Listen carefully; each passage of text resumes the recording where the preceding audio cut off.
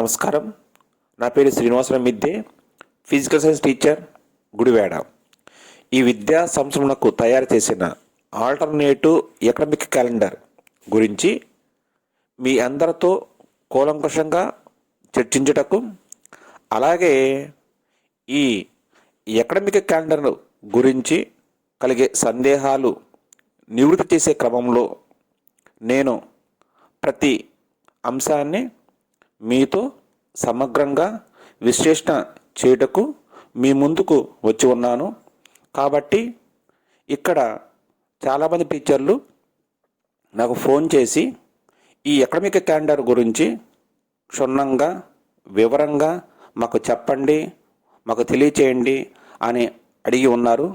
అందువలన ఈ సందేహాలను మీకు నివృత్తి చేయటం కోసం నేను ముందుకు వచ్చి ఉన్నాను. కాబట్టి పూర్తిగా ఏ అంశాలను తొలగించారు, మన ఏ అంశాలను క్లాస్ రూమ్లో టీచ్ చేయాలి, ఏ అంశాలను మన పిల్లవాడికి హోంవర్క్ ఇవ్వాలి అని నేను ఇప్పుడు చెప్పబోతున్నాను. తప్పకుండా ఈ వీడియోను చివరిదాకా వీక్షించి మీ సందేహాలను నివృత్తి చేసుకోగలరు.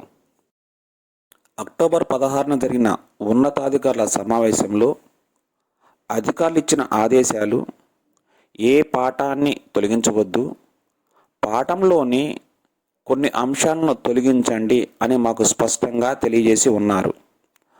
వారి ఆదేశాలకు అనుగుణంగా విద్యా ప్రమాణాలను, సమయాభావాన్ని, విద్యార్థులను, ఉపాధ్యాయుల వర్క్లోడ్ను దృష్టిలో ఉంచుకొని నవంబర్ 2 నుండి ఏప్రిల్ 30 వరకు జరిగే ఈ విద్యా క్యాలెండర్ను దృష్టిలో ఉంచుకొని ఉన్న సిలబస్ను 18 వారాల్లో ముగించే విధంగా ఈ భౌతిక, రసాయన శాస్త్ర విద్యా క్యాలెండర్ను తయారు చేయటం జరిగింది. హీట్ చాప్టర్ నుండి క్లాస్ రూమ్లో ఉపాధ్యాయుడు బోధించవలసిన అంశాలు. Explain the hotness and coldness of the object. చల్లదనము మరియు వేడిదనము సంబంధించిన వివరణ. Explain heat and temperature and their difference. ఉష్ణము, ఉష్ణోగ్రతలను గురించి వివరణ ఇస్తూ వాటి మధ్య భేదాలను తెలియచేయడము. అండ్ థర్మల్ ఈక్విలిబ్రియం, ఉష్ణ సమతాస్థితి. మూడవది డిపెండబుల్ ఫ్యాక్టర్స్ ఆఫ్ హీట్, ఉష్ణరాశి ఆధారపడే అంశాలను తెలియజేయటం. దీనికి సంబంధించినటువంటి టెక్స్ట్ బుక్లో మనకి యాక్టివిటీ 6 ఇవ్వడం జరిగింది, దాన్ని మనము తెలియజేయాలి. Fourth one specific heat and their application. విశిష్టోష్ణము మరి దాని యొక్క అనువర్తనాలు.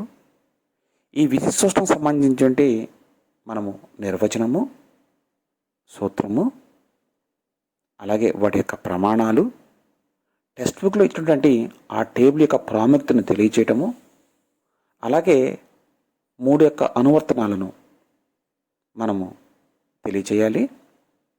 దీని తర్వాత లాస్ట్గా మిశ్రమాల పద్ధతి, మెథడ్ ఆఫ్ మిక్చర్కి సంబంధించినటువంటి సూత్రము, అలాగే how to find the specific of solids, ఘన పదార్థాల విశిష్టోష్ణాన్ని ప్రయోగపూర్వకంగా కనుగొనే ఒక ల్యాబ్ యాక్టివిటీని మనము తెలియచేయాలి.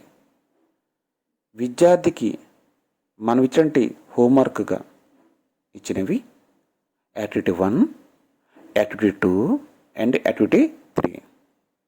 అలాగే చూడండి, ఈ చాప్టర్లో మనము మధ్యలో 2 రకాల యాక్టివిటీస్ మనము చెప్పలేదు. అవి యాక్టివిటీ 4 అండ్ యాక్టివిటీ 5. ఈ 2 కూడా మనము optional.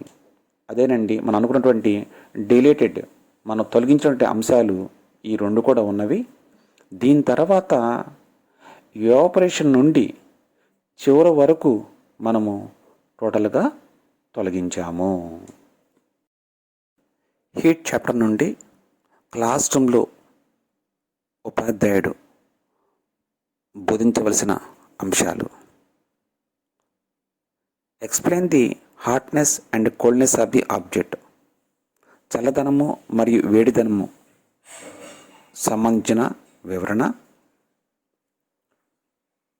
Explain heat and temperature and their difference. ఉష్ణము ఉష్ణోగ్రతలను గురించి వివరణ ఇస్తూ వాటి మధ్య భేదాలను తెలియచేయడము. అండ్ థర్మల్ ఈక్విలిబ్రియం, ఉష్ణ సమతాస్థితి.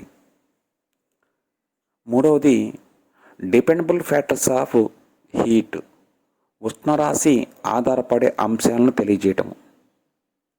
దీనికి సంబంధించినటువంటి టెక్స్ట్ బుక్లో మనకు యాక్టివిటీ 6 ఇవ్వడం జరిగింది, దాన్ని మనము తెలియజేయాలి. Fourth one, specific heat and their application. విశిష్టోష్ణము మరి దాని యొక్క అనువర్తనాలు. ఈ విశిష్టోష్ణం సంబంధించి మనము నిర్వచనము, సూత్రము, అలాగే వాటి యొక్క ప్రమాణాలు, టెక్స్ట్ బుక్లో ఇచ్చినటువంటి ఆ టేబుల్ యొక్క ప్రాముఖ్యతను తెలియచేయటము, అలాగే 3 యొక్క అనువర్తనాలను మనము తెలియచేయాలి. దీని తర్వాత లాస్ట్గా మిశ్రమాల పద్ధతి, మెథడ్ ఆఫ్ మిక్చర్కి సంబంధించినటువంటి సూత్రము, అలాగే how to find the specific of solids, ఘన పదార్థాల విశిష్టోష్ణాన్ని ప్రయోగపూర్వకంగా కనుగొనే ఒక ల్యాబ్ యాక్టివిటీని మనము తెలియచేయాలి. విద్యార్థికి మనం ఇచ్చినటువంటి హోంవర్క్గా ఇచ్చినవి యాక్టివిటీ 1, యాక్టివిటీ 2 అండ్ యాక్టివిటీ 3. అలాగే చూడండి, ఈ చాప్టర్లో మనము మధ్యలో 2 రకాల యాక్టివిటీస్ మనము చెప్పలేదు. అవి యాక్టివిటీ 4 అండ్ యాక్టివిటీ 5. ఈ 2 కూడా మనము ఆప్షనల్. అదేనండి, మనం అనుకున్నటువంటి డిలేటెడ్, మనం తొలగించినటువంటి అంశాలు ఈ 2 కూడా ఉన్నవి. దీని తర్వాత ఎవాపరేషన్ నుండి చివరి వరకు మనము టోటల్గా తొలగించాము. Second chapter acids, bases and salts. ఆమ్లాలు, క్షారాలు, లవణాలు చాప్టర్ నుండి మనం బోధించే అంశాలు. Chemical properties of acids and bases, ఆమ్లాలు క్షారాల రసాయన ధర్మాలు. రెండోది ప్రయోగశాల కృత్యము, lab activity, reactions of acids and bases with metals, లోహాలతో ఆమ్లాలు మరియు క్షారాల చర్య. మూడవది కార్బోనేట్స్ మరియు లోహ హైడ్రోజన్ కార్బోనేట్స్తో ఆమ్లాల చర్య, reactions of acids with carbonates and hydrogen carbonates. నాలుగవది న్యూట్రలైజేషన్ రియాక్షన్, తటస్థీకరణ చర్య.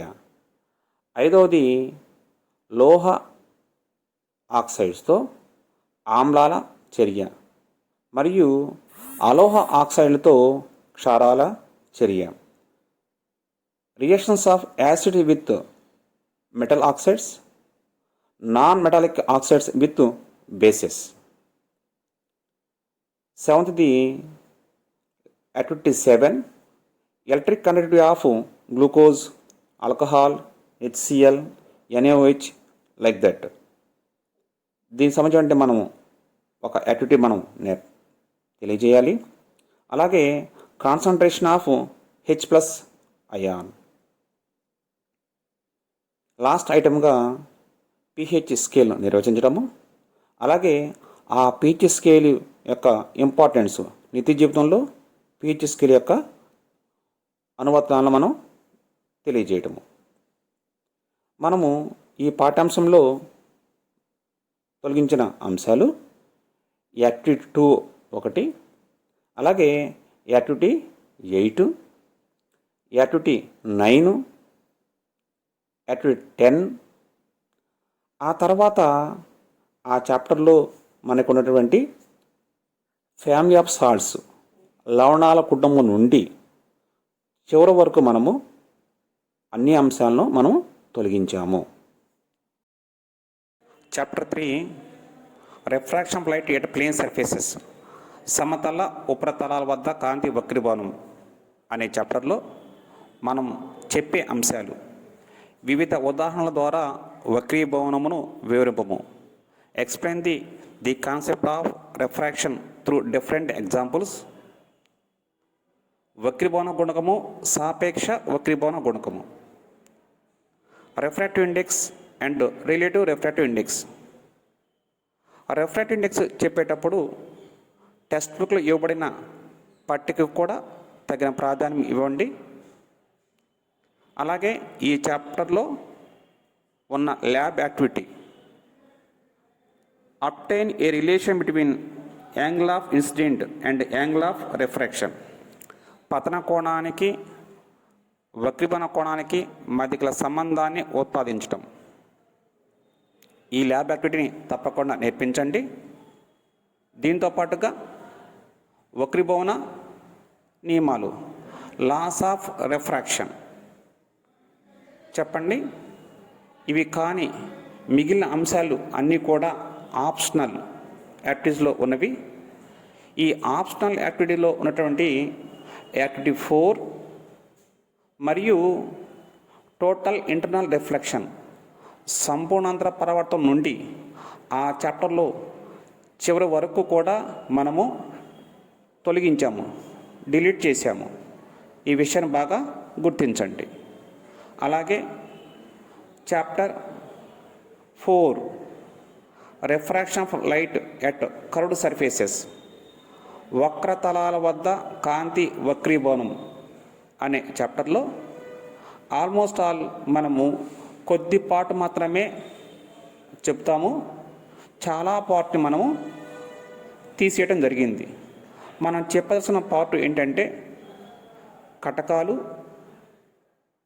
కటకాల రకాలు, కటకానికి సంబంధించిన కొన్ని పదాలు పరిచయం చేయటము, అలాగే కిరణ చిత్రాలు, అది కూడా కుంభాకార కటకానికి సంబంధించినటువంటి కిరణ చిత్రాలు మనం నేర్పించడము. దీంతో పాటుగా లెన్స్ ఫార్ములా, కటక సూత్రాన్ని పరిచయం చేయటం. So in the chapter we explain the lenses, type of lenses, and some term introduced to the lens, and ray diagrams of convex lens formula. ఇవి కానీ అన్ని అంశాలు కూడా మనము ఆప్షనల్ యాక్టివిటీలో ఉంచడం జరిగింది. 5 human eye and colourful world, మానవ కన్ను రంగుల ప్రపంచం అనే చాప్టర్లో మనం చెప్పే అంశాలు least distant of distant vision, స్పష్ట దృష్టి కనిష్ట దూరము పరిచయం చేయటము.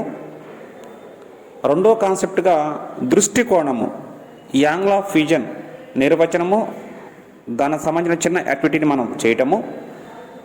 మూడవది కంటి కటక నాభ్యంతరము, focal length of the human I.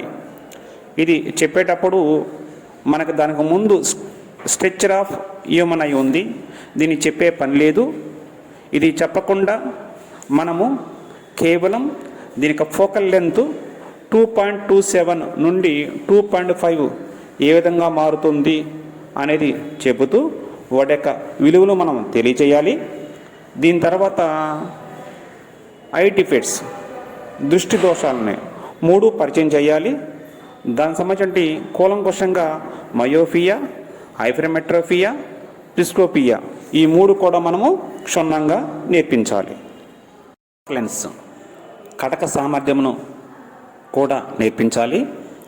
ఇక దాని తర్వాత ఉన్న ఏవైతే మనకి కాన్సెప్ట్స్ ఉన్నాయో అవన్నీ కూడా మనం ఆప్షనల్ యాక్టివిటీస్లో చేర్చడం జరిగింది.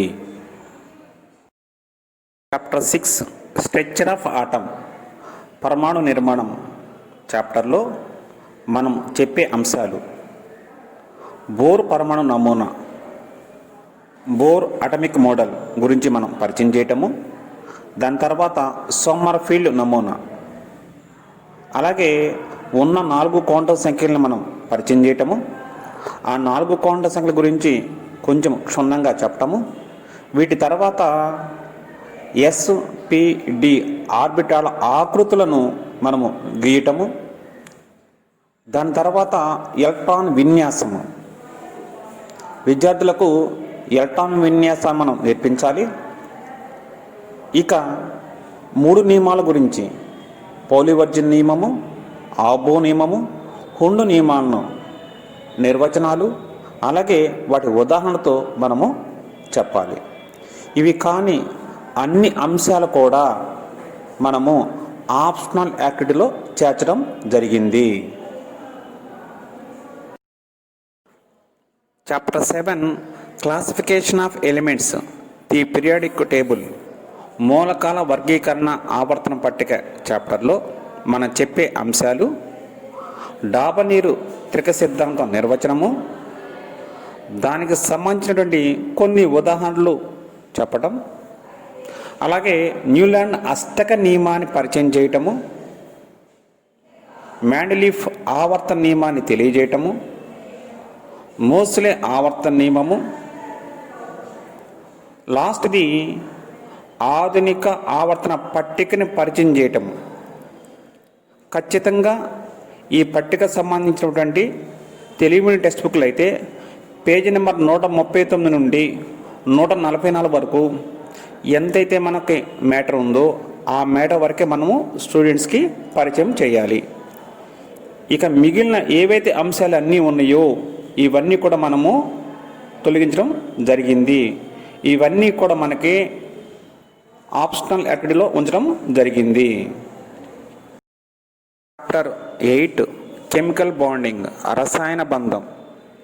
ఈ చాప్టర్లో మనం చెప్పే అంశాలు లెవిస్ డాట్ స్ట్రక్చర్, లూయిస్ చుక్కల నిర్మాణాన్ని పరిచయం చేయటము, ఆక్టెట్ రూల్, అష్టక నియమము, రసాయన బంధం ఏర్పడే విధానమును NaCl ఉదాహరణతో వివరించటము, formation of single, double and triple bond, ఏకబంధము, ద్విబంధము, త్రిబంధము ఏర్పడే విధానమును ముఖ్యంగా Cl2, H2, O2, N2 అణువును ఉపయోగించి వివరించటము, వేలెన్సీ బంధ సిద్ధాంతము తెలియజేస్తూ దానికి సంబంధించినటువంటి సంక్రకణం ఆధారంగా BeCl2, BF3 ఏర్పడే విధానాన్ని తెలియజేయటము. మిగిలిన అంశాలు అన్నీ కూడా తొలగించడం జరిగింది. 9 ఎలక్ట్రిక్ కరెంట్, విద్యుత్ ప్రవాహము. మనం చెప్పే అంశాలు definition of electric current and formula, విద్యుత్ ప్రవాహము నిర్వచించి దాని సూత్రంలో రాయుట, definition of potential difference and formula, potential భేదము మరియు దాని సూత్రము, definition of EMF and formula, విద్యుచ్చాలక బలాన్ని నిర్వచించి దాని సూత్రము రాయుట,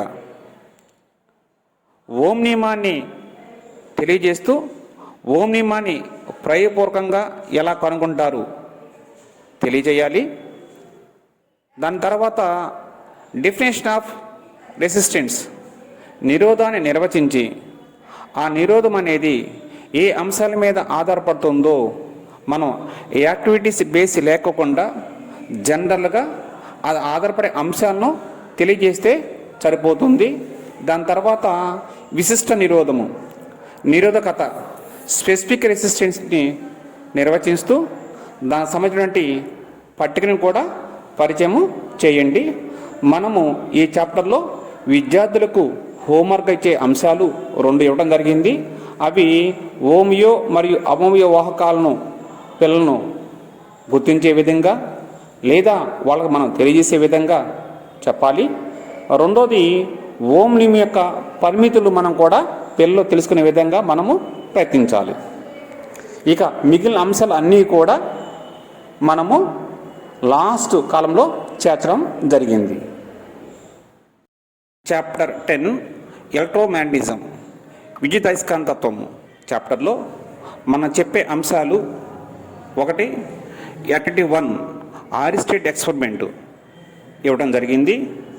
రెండోది మ్యాండిక్ ఫీల్డ్, దాని తర్వాతది lines of magnetic field, మ్యాండిక్ flux density. ఇంతవరకే ఈ చాప్టర్లో మనం చెప్పే అంశాలు. హోంవర్క్గా పిల్లలను అయస్కాంత బలరేఖలను గీమని ఇవ్వడం జరిగింది. ఇవి కానీ అన్ని అంశాలు కూడా లాస్ట్ కాలంలో చేర్చడం జరిగింది. చాప్టర్ 11 ప్రిన్సిపల్ ఆఫ్ మెటలర్జీ, లోహ సంగ్రహణ శాస్త్రము. ఈ చాప్టర్లో చెప్పే అంశాలు definition of ore, mineral and gangue. దీని తర్వాత కొరేషన్, లోహక్షయము మరియు దాని యొక్క యాక్టివిటీ. చివరగా లోహక్షయం నివారణ, ప్రివెన్షన్ ఆఫ్ కొరేషన్ మనం నేర్పించాలి. పిల్లకి హోంవర్క్గా పట్టిక 1 ఇవ్వాలి. అదేవిధంగా లోహక్షయం నివారణ మార్గాలను నేర్పించాలి. దీని తర్వాత ఏవైతే మిగిలిపోయిన అంశాలు అన్నీ ఉన్నాయో అవన్నీ కూడా మనము ఆప్షనల్ యాక్టివిటీలో చేర్చడము జరిగింది. 12 carbon and its compounds, carbon దాని సమ్మేళనాలు చాప్టర్లో మనం చెప్పే అంశాలు. Basic information of carbon, carbon యొక్క ప్రాథమిక సమాచారము ఇవ్వటం అంటే దాని యొక్క పరమాణు సంఖ్య, atomic number. Electron configuration of ground state and excited state, భూస్థితిలోని మరియు ఉత్తేజ స్థితిలో ఉన్నటువంటి ఎలక్ట్రాన్ విన్యాసాన్ని తెలియజేయటము. అలాగే కార్బన్ యొక్క ప్రత్యేక ధర్మాలు, ప్రత్యేకతను తెలియజేయటము. Specialisation of carbon. అలాగే ఏక ద్వి త్రిబంధము, కార్బన్ కార్బన్ మధ్య మరియు కార్బన్కి ఇతర పరమాణుల మధ్య ఏ విధంగా ఏర్పడుతుందో తెలియజేయటము. శృంఖల సామర్థ్యము. లాస్ట్ది హైడ్రోకార్బన్స్ని పరిచయం చేయటము. ఈ హైడ్రోకార్బన్లో మనము ఆల్కేన్, ఆల్కైన్ను క్షుణ్ణంగా పరిచయము చేయాలి. దీనిలో మన విద్యార్థులకు ఇచ్చే హోంవర్క్గా ఆల్కైన్ల మధ్య భేదాలను గుర్తించటము. ఇక మిగిలిన అన్ని అంశాలు కూడా మనము తొలగించడము జరిగింది.